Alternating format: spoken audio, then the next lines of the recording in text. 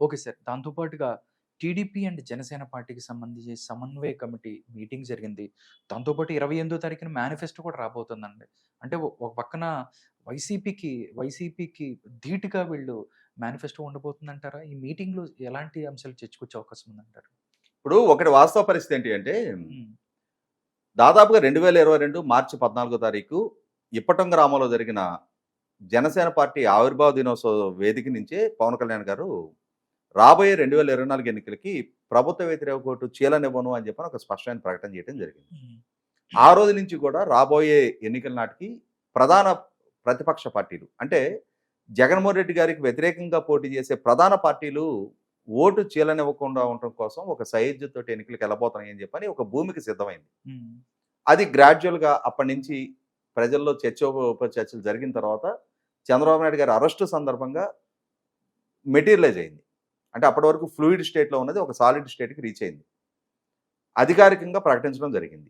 ఆ తర్వాత 2 పార్టీల మధ్య ప్రాపర్ కోఆర్డినేషన్ కోసం అని చెప్పని రాష్ట్ర స్థాయి నుంచి నియోజకవర్గ స్థాయి వరకు సమావేశాలు ఏర్పాటు చేసుకున్నారు. కలిసి ఉమ్మడిగా కార్యక్రమాలు టేకప్ చేస్తా ఉన్నారు. ఇరు పార్టీల నాయకుల ప్రచార పర్యటన సందర్భంగా ఇరు పార్టీల శ్రేణులు పాల్గొంటా ఉన్నారు. చంద్రబాబు నాయుడు గారు పాల్గొనే సభల్లో జనసేన జెండాలు కనిపిస్తా ఉన్నాయి మనకి. హ్మ్. నారా లోకేష్ శంకరరావు సభలో జనసేన శ్రేణులు పాల్గొంటా ఉన్నారు. ఆఖరికి భువనేశ్వర్ గారి నిజం గెలవాలి యాత్రలో కూడా జనసేన శ్రేణులు పాల్గొంటా ఉన్నారు. పవన్ కళ్యాణ్ గారి నిన్న భీమవరం పర్యటన సందర్భంగా కూడా స్థానిక తెలుగుదేశం నాయకులతోటి కలవటం జరిగింది. ఇట్లా ఇరు పార్టీల మధ్య కోఆర్డినేషన్ దిశగా ప్రయత్నాలు జరుగుతున్నాయి. శ్రేణులు ఆల్రెడీ ఒక అభిప్రాయానికి వచ్చేశారు. ఈ 2 పార్టీలు ప్రాపర్ కోఆర్డినేషన్ తోటి రేపు ఎన్నికలను ఎదుర్కోవాలి. జగన్మోహన్ రెడ్డి గారు లాంటి ఆర్థిక వనరులు, మీడియా సపోర్టు, యంత్రాంగ బలం, పుష్కలంగా ఉన్న వ్యూహకర్తల బలం, అన్నిటికన్నా ముఖ్యంగా వాలంటీర్ లాంటి ఒక ప్రైవేట్ ఆర్మీని చేతిలో పెట్టుకొని ఎన్నికలకు సమాయత్తం అవుతున్న నాయకుడిని ధీటుగా దాటిగా ఎదుర్కోవాలి అని అంటే ప్రభుత్వ వ్యతిరేక ఓటు చీలకుండా ఇరు పార్టీల శ్రేణులు సైజుతోటి కలిసి పనిచేసినప్పుడే అది సాధ్యం అని శ్రేణుల్లో ఒక నిర్ణయానికి వచ్చేశారు. అయితే ఈ మధ్యకాలంలో కొన్ని చిన్న చిన్న ఇన్సిడెంట్స్ చోటు చేసుకున్నాయి. ముఖ్యంగా రీసెంట్గా పవన్ కళ్యాణ్ గారు రాజమండ్రి పర్యటన సందర్భంగా అక్కడ రాజమండ్రి రూరల్లో గత 2 దఫాలుగా ప్రాతినిధ్యం వహిస్తున్న గోరంట్ల బుచ్చి సోదరు గారి సీటుని తమ పార్టీకి సంబంధించిన కందులు దుర్గేష్ గారికి అష్యూర్ చేశారు, ఆయన పని చేసుకోమన్నారు అని చెప్పని దుర్గేష్ గారు స్వయంగా మీడియాలోకి వచ్చి ప్రకటన చేసిన నేపథ్యంలో అది కొంత రిఫ్ట్కి కారణమైంది.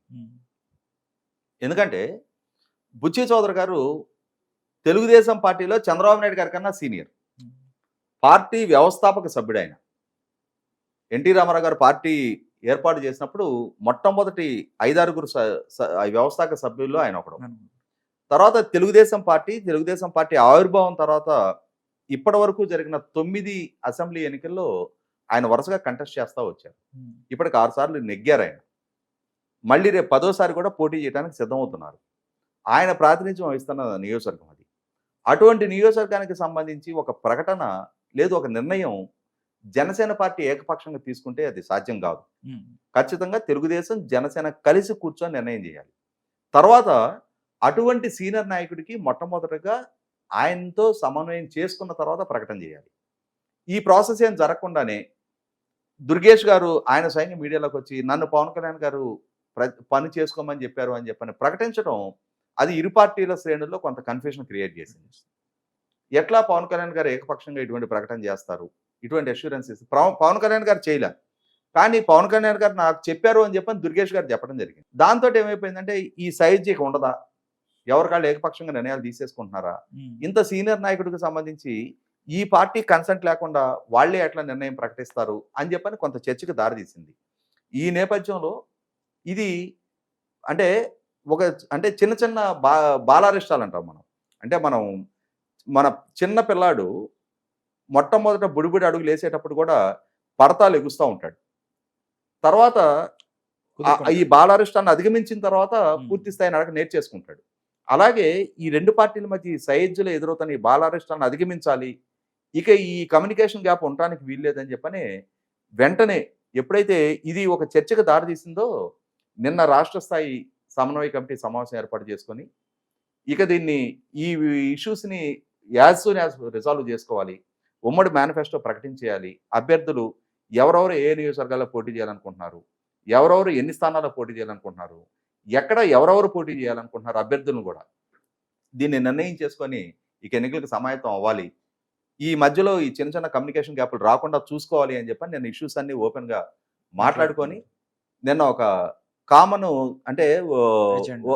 ఇద్దరు కలిపి ఒక మ్యూచువల్గా ఒక కామన్ ప్లాట్ఫామ్ మీద కామన్ ఎజెండా తోటి కామన్ మేనిఫెస్టో తోటి ఎన్నికలకు వెళ్ళాలని చెప్పని నిర్ణయం తీసుకొని నిన్న సమావేశం ఏర్పాటు చేసుకున్న ultimate essence of the meeting.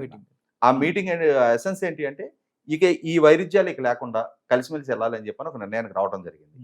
ఆ దిశగానే రేపు 28వ తారీఖు రోజు తాడేపల్లిగూడెంలో ఒక సమావేశం ఏర్పాటు చేసుకున్నారు. ఇప్పటికే మేనిఫెస్టోకి సంబంధించి ఆ ఎక్సర్సైజ్ పార్ట్ అంతా పూర్తయిపోయింది. తెలుగుదేశం పార్టీ మహానాడు సందర్భంగానే 6 గ్యారంటీలు ఇవ్వడం జరిగింది. తర్వాత షణ్ముఖ వ్యూహం అని చెప్పని జనసేన పార్టీ నుంచి కూడా ఒక 6 అష్యూరెన్సెస్ వాళ్ళ వైపు నుంచి కూడా ప్రపోజ్ చేయడం జరిగింది. వీటికి తోడు ఇంకా ఏం అష్యూరెన్సెస్ ఇవ్వాలి, రేపు రాబోతున్న ఎన్నికల నేపథ్యంలో ప్రజలకి ఈ 2 పార్టీల కూటమి వైపు నుంచి ఎటువంటి అష్యూరెన్స్ ఇవ్వాలి అనేది.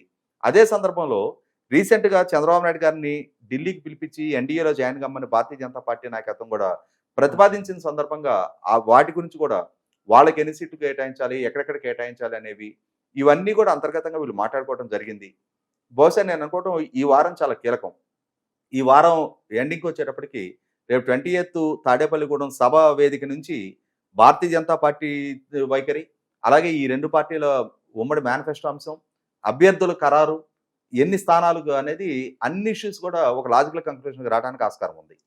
అదే సందర్భంలో ఇరు పార్టీలు కూర్చొని మాట్లాడుకొని రిజాల్వ్ చేసుకుంటున్నారు కాబట్టి ఈ రాజమండ్రిలో తలెత్తిన లాంటి ఇష్యూస్ ఇక భవిష్యత్తులో తలెత్తకుండా, శ్రేణులకి తప్పుడు సంకేతాలు పంపించకుండా, శ్రేణులు గందరగోళానికి గురి కాకుండా, అంటే ప్రత్యర్థులకి కూడా అవకాశం కల్పించకుండా, సహజంగానే ఒక చిన్న ఇవాళ రాజకీయాలు ఎట్లుంటుంది అంటే ఈ కూటమి బలోపేతం అయ్యే కొంది అది తమకు థ్రెట్గా మారడానికి ఆస్కారం ఉంటుంది. కాబట్టి వాళ్ళు ప్రత్యర్థులు కూడా ఏం ఆలోచిస్తారంటే ఒక చిటికిన వేలు పెట్టే గ్యాప్ ఈ ఇద్దరి మధ్య దొరికితే కాలు పెట్టేయాలని చూస్తారు వాళ్ళు. సో అటువంటి ఆస్కారం కల్పించకుండా చూసుకోవాల్సిన బాధ్యత ఇరు పార్టీల నాయకత్వం మీద ఉంటుంది. ఎందుకంటే శ్రేణులు ఆల్రెడీ ఒక అభిప్రాయానికి వచ్చేస్తున్నారు. శ్రేణులు ఆల్రెడీ కోఆర్డినేషన్తో పనిచేసుకుంటున్నారు కాబట్టి ఎక్కడికక్కడ లోకల్గా ఇరు పార్టీల నాయకుల కార్యక్రమాలకి ఇరు పార్టీల శ్రేణులు అటెండ్ అవుతున్నారు. చంద్రబాబు నాయుడు గారి సభలకి జనసేన జెండాలు కనిపిస్తున్నాయి అంటే శ్రేణులు ఆటోమేటిక్ వచ్చేస్తున్నారు. కాబట్టి ఇది మనది అని చెప్పని ఇరు పార్టీల శ్రేణులు ఓన్ చేసేసుకున్నారు. నాయకుల స్థాయిలో ఈ కాన్ఫ్లిక్ట్ ఎరైజ్ అవ్వకుండా చూసుకోవాల్సిన బాధ్యత నాయకత్వాల మీద ఉంటుంది. కాబట్టి పవన్ కళ్యాణ్ గారి స్థాయిలో కూడా ఇంకొకసారి ఇటువంటి పొరపాటు జరగకుండా చూసుకోవడానికే వాళ్ళు కూడా ముందుకొచ్చి నిన్న ఈ సమావేశం ఏర్పాటు చేసుకున్నారు. కాబట్టి జగన్మోహన్ రెడ్డి గారిని ధీటుగా ఎదుర్కోవడానికి కావాల్సిన ఆ భూమిక ఇరు పార్టీల వైపు నుంచి సిద్ధం అయిపోయినట్టుగానే కనిపిస్తుంది. ఈ వీకెండ్కి ఈ మిగిలిన ఇష్యూస్ అన్నీ కూడా మేనిఫెస్టోకి సంబంధించి, సీట్ల పంపిణీకి సంబంధించి, తర్వాత అభ్యర్థుల ఖరారుకి సంబంధించి ఒక స్పష్టమైన క్లారిటీ రావడానికి ఆస్కారం ఉంది. Thank you so much Rajesh గారు.